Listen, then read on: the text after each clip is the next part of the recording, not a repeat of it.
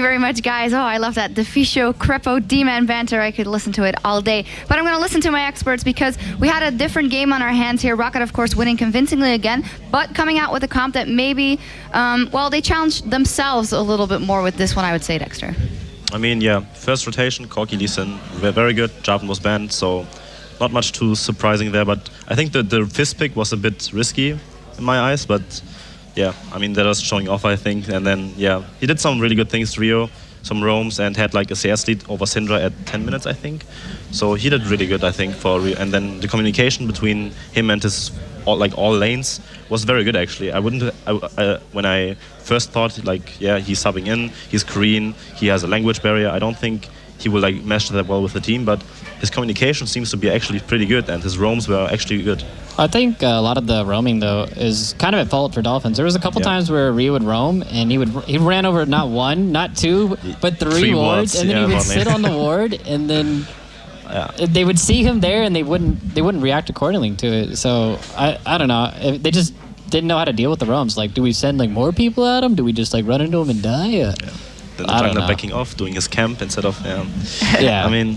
Yeah, definitely. Jankos getting in there with the Lee Sin, very strong performance. Let's talk a little bit about the bottom lane because top lane and mid lane have been doing so well. We've not been paying attention to it, but Woolite coming in there, a new pairing with Vander, and that seems to be very promising for the young guy. Yeah, I mean, in this series, I think the bot lane had like zero effect on the game outcome because the top side of the map was so dominating, and Jankos like counter ganking and stuff. I mean, he got the kill bot lane, very good hook by Vander into Lantern, very sweet play there. But yeah, I think the bot lane overall had like I mean, we didn't really see the strength of the bot lane yet because they didn't have to step up because the top lane was already like crushing so hard. But they didn't even leave the bot lane. They didn't even leave the bot lane. 10 minutes of the game, they're like, all right, we'll stay down here and watch this turret. You guys just do whatever you're gonna do over there. But yeah, maybe we'll see more of it tomorrow when they play against CLG. Absolutely. So I can actually see them like stepping up there because they have like a big challenge. I mean, Afremu and Double Lift, former teammates of me, they're like super good, I think, still. And then I've talked a bit to them, and they're super confident again, in shape, and yeah.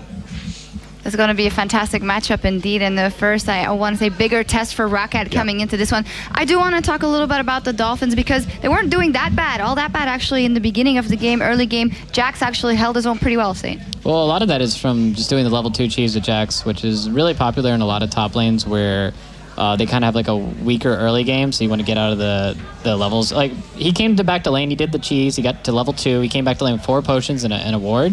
That just gives you a pretty big advantage when Gnar only, what do you have, like a Doran shield, one health potion. So it allows you to get out of Jax's weak laning phase, but I don't think he really took advantage of it because fights would be going on the other side of the map, and he wouldn't just push his advantage where you just stay in the lane and keep pushing down turrets, and that's really what you want to do with the Jax pick.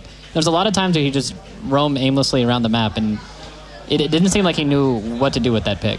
And one last thing maybe about Overpower as we see him in his first games in this very new role. He definitely held his own, but he had some pretty strong picks. He did very well on the Aurelion, also on Gnar. Not too much to read into that, but I'd say he's on the right path. Yeah, I mean, I've only heard praise about him from like all sides that he's actually adjusting fairly well to the new lane. I mean, he was a very passive mid laner before. Everyone has been saying, yeah, Overpower, he's not really pressuring the lane. But yeah, I mean, we saw like super aggressive moves from him in the top lane, just diving on his own, getting kills, and super solid play by him. I think he didn't die a single time this series. So. No, I don't think so. Peak. Definitely not in this game. But yeah, I mean, pretty impressed by him. Really good play. And then we just have to see how everything matches up tomorrow because that's like the game I'm actually looking most forward to. And then ROCCAT with CLG. I mean, I want to see how both teams do. Yeah. Also, on that note, really when the top lane experience comes in is when people start 2v1ing, and there wasn't any 2v1ing in this series, and a team may look really strong in the standard play, but once the real teams are defined once people start moving around the map and people have to be in different spots and to start catching waves, putting pressure on different places, and it just completely changed the way that you play your lane. And that's where the inexperience might come in, and I think that could actually really hurt him. Yeah, they did catch the waves versus the Dolphins, so it was really good. Actually, right now we are joined by Jankos, jungler for ROCCAT. Welcome, good to see you again. Hey. Well, congratulations first off. What a very convincing victory in your very first, I guess, competitive matchup or tournament here with the new lineup. Overall, what are the first thoughts of the gelling with the way the lineup is built now? I think we are pretty good right now. We still had a sub mid lane, so we kind of expected to win this game. And, well, we will see. Like, the real test is tomorrow, I guess. Yeah, it absolutely is. How are you looking towards that game versus CLG? What a strong lineup here. They come in with Thinkard, not Xmithy subbing in, but still a very strong jungler and for you to go up against. I guess I don't know both of them, so I will just do my best. I will try to win the matchup, and yeah, we'll see. All right, we saw you grind out that Elise. We know you love that Elise. You got that first blood again. It did work in that comp. Is that still something you will go for all the time in this meta, or do you have to leave her be for different picks? Well, to be fair, after the nerfs to the jungle items, I think the meta champions are still pretty much the same. You got like Jarvan, Lee Sin, and Allies, the strongest ones. So I think I will just stick to those ones, but you know, I might surprise like, tomorrow with something else. You got any Kiki's picks, or are you going to be pulling out like the TF or something random like that? I don't think so. I think it's pretty weak, but It's all about Karthus jungle, man. Yeah, dude, Karthus jungle. Karthus Yeah. jungle, it worked. It's definitely good. Lulu jungle, we saw that as well. That wasn't that successful, but... I don't know about the Lulu jungle, but... Oh, yeah, I got to ask you. So what was with the disrespect against the Syndra, man? A jungler's worst nightmare is going within like a screen of Syndra, and you're just like, what? Like, I want to walk into your jungle. Oh, wait, I got one shot. well, I didn't expect her to air and like just flash and air me, but I was expecting to die her. I was just overconfident in myself, I guess. I don't know. We've all been there. It won't happen tomorrow. We've all been there. It won't happen tomorrow. So how's it working with like Rio? Like, how do you communicate? He's doing well in terms of communication. Yeah, because I think you know, it's not that hard because he's very good, and it's just that you just know to know a few words, you know, to communicate well, and I guess like it's fine. yeah, I think so it's you working just good. use like ping system, like the Yeah, we Chinese use teams. a little bit ping system. Yeah. Sometimes we write something, and like usually he understands English. It's just harder for him to speak that, but it's still fine.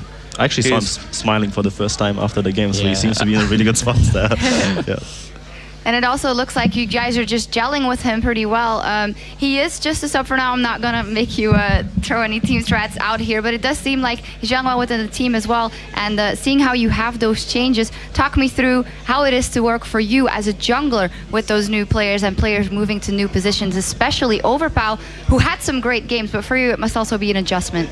Well, I kinda am aggressive jungler, so when I had Overpower in the mid lane, I couldn't play so aggressive because he was playing passively.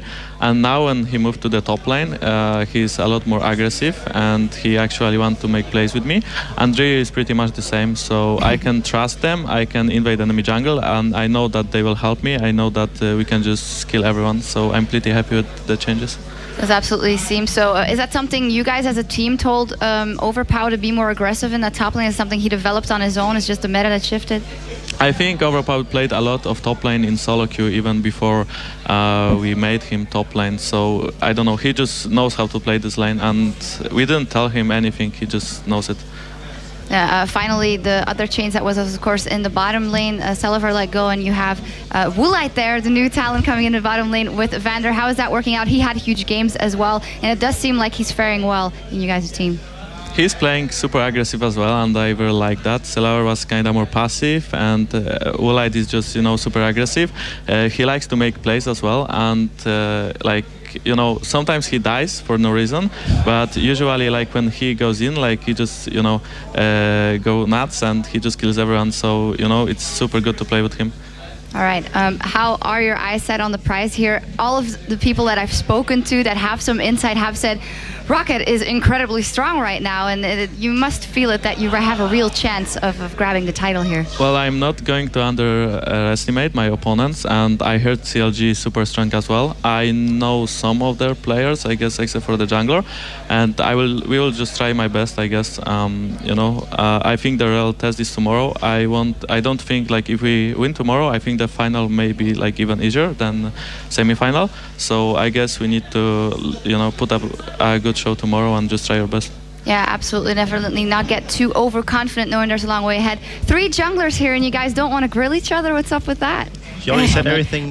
You just need to play 3 junglers right now, and then the rest is kind of Hey, self-explanatory. here's some tips for CLG. Camp bot lane. There you go. I will try, I guess.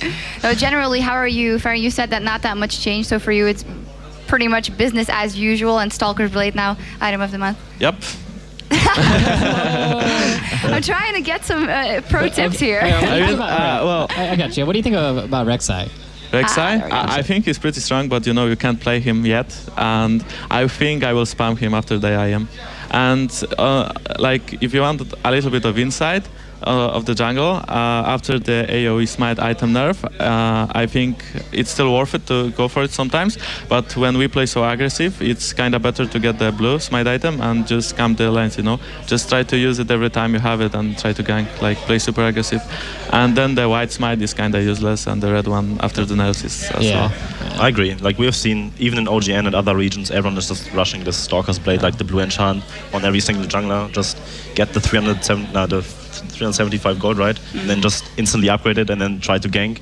It's very strong, yeah, I agree. And then even the next upcoming patch, they're gonna make a lot more changes to that. So the jungle is actually like more into the balance role. And did you actually feel like the gold difference from the upgrade, like the 20 more gold from each camp? Yeah, I really like that when you kill the crab early in the game, it actually gives you 20 gold bonus as well. So when crab is like so low, like 700 health, yeah, you can just kill it just for the gold, like if it's 50 gold, and it gives you vision for a short period of time, so it's super good.